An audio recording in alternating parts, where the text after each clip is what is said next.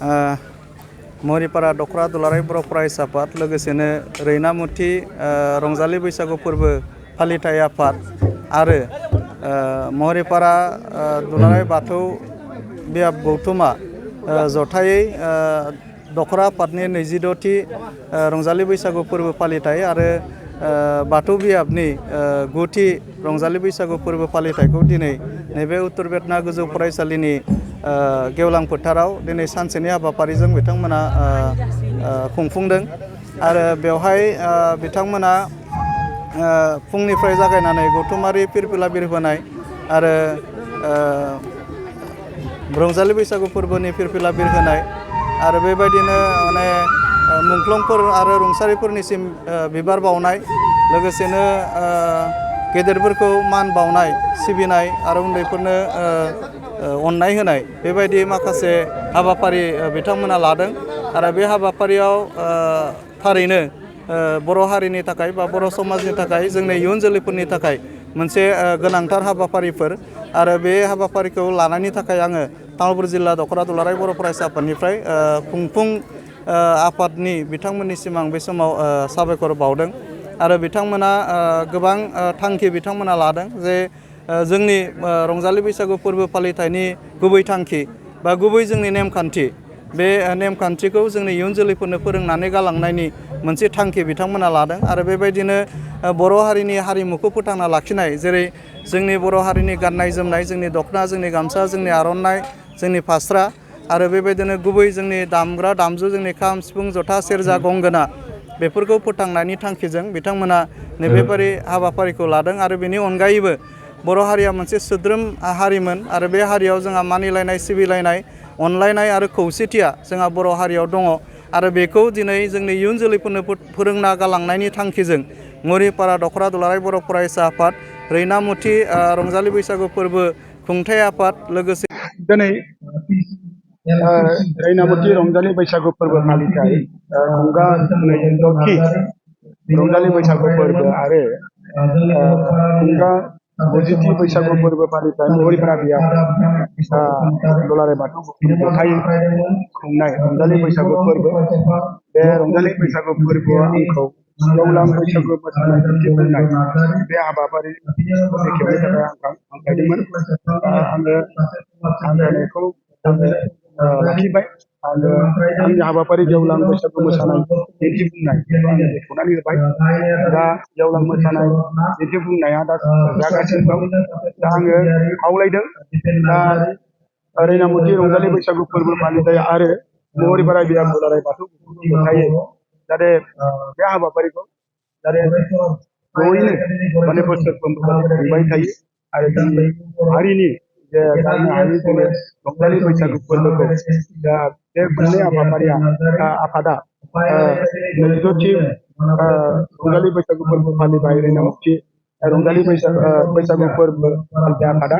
आरो 9थि बैसागु फोरबो फालिबाय महरिपारा बियाब दुलाराय बाथौ गौथुमा दा जथायै बिथांमोना खुंदों आं बिराद मोजां मोनदों आरो जथायै खुंनानै जाहाथे बे हाबाफारिखौ जाहाथे खुंलांबाय थायो आं बेखौ बे जायगानि सासे प्रतिनिधि जानानै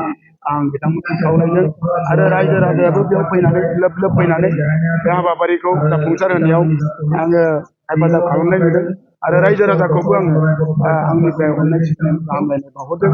आरो फैगोन थानाय समावबो जाहाथे रायजो राजाया बे हाबाफारिखौ जाफुंहोनायाव जाहाथे हेफाजाब खालामो आंनिफ्राय खावलायनाय थाबाय बयनिसिमबो गोदान बोसोरनि मोजां मोननाय अननाय सिबिनाय हामलायनाय बावहरबाय फैगोन समफोराव दान मोनसे दिनै 7 बैसाग आरो दान मोनसे बैसागु फोरबोखौ फालिनाय जायो आरो बे फालिनायाव जाहाथे बयनिबो साननाया जाहाथे जाफुङो गावबा गावनि दैनिक जिबननि जि साननाय सिमां गावनि हारिनि जे रंजालि बैसागु फोरबोखौ लाखिनायनि थांखि लानाय जि हाबा मावनाय बेबो जाफुंदों आं इसोरनि सेराव आर'ज बिदों जाहाथे बयनिबो जिउआव जाहाथे अभाब गैयालासिनो आंखाल गैयालासिनो जाहाथे बयबो थांना थानो हायो आं बेखौ इसोरनि सेराव बयनिबो जानानै आं आर'ज बिदों आरो मोनसे खावलायनाय आंनिफ्राय जे दान मोनसे दा रंजालि फोरबोखौ माहारि आफादफ्राबो खुङो आरो जोंनि रायजो राजाफ्राबो माने बैसागु 1 बैसागनिफ्राय जोबथा बैसागसिम आं खुंनायखौ नुदों आं मोनसे खावलायनाय आगोलनि मिडियानि गेजेरजों बुहुमनि थानाय आरो बिटिआर आसामनि थानाय रायजो राजाफोरखौ बर' रायजो राजाफोरखौ खावलायनाय जाहाथे 17 बैसागुखालि बैसागाव 1 बैसाग 1 मे जायो जाहाथे 1 मे खालि जाहाथे 1 मे खालि जोंनि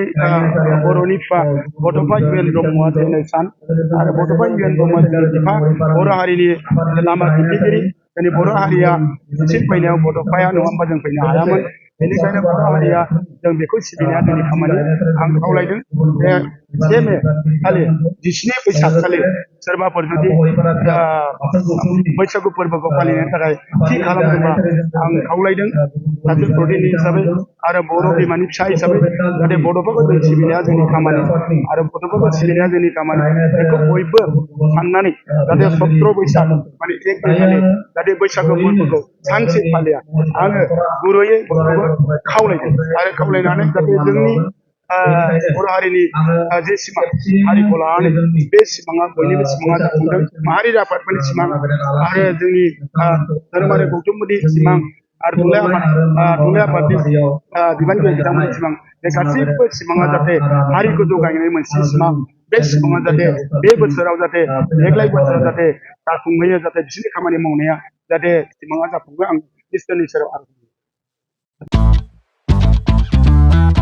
मोनसे गोजोनथाव खौरां क'क्राझार सहरनि जेडी र'डजों नांजाबनाय सुदेमपुरी गांजेमा बाजाराव थानाय आइ आफा मेड लाइफ बिएम हस्पिटालाव बेराम सोखानो हानायनि गोबां खाबुफोर दं जेरै नोंथाङा आइ आफा मेड लाइफ बिएम हस्पिटालाव गासै समावनो इमारजेन्सि डक्टर्सफोरखौ एभेलेबल मोननो हागोन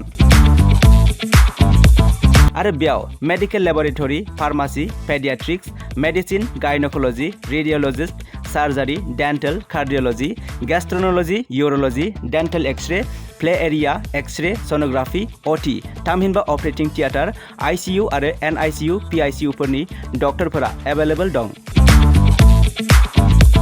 लोगोसे normal delivery C sections gall bladder stone kidney stone appendix आरो हार्नियाफोर बेराम जानायफोरखौ अपारेशन खालामनायनिबो सुबिदा दं आइ आफा मेड लाइफ बिएम हस्पिटालाव सप्ताफ्रोमबो फार्मासीजों लोगोसे लेबरेटरी आरो सप्ताफ्रोमबो इमारजेन्सि सार्भिसजों लोगोसे 24 घन्टा जेब्लायबो खुलायै थागोन आरो बेयाव लांलाय लाबोलाय खालामनो थाखाय एम्बुलेन्सनि सार्भिसबो थागोन बेनिखायनो ओनसोलनि सुबुंफोरा बेराम आजारफोरजों भुगिनानै दंब्ला क'क्राझार सहरनि आइ आफा मेड लाइफ बिएम हस्पिटालाव फाहामथाय लाफैनो हागोन लोगोसे नोंथाङा 9101655430 एबा 8822688026 बे जानबुं नम्बरनि गेजेरजों थोंजों कल खालामना आबुङै खौरां लाहरनो हागोन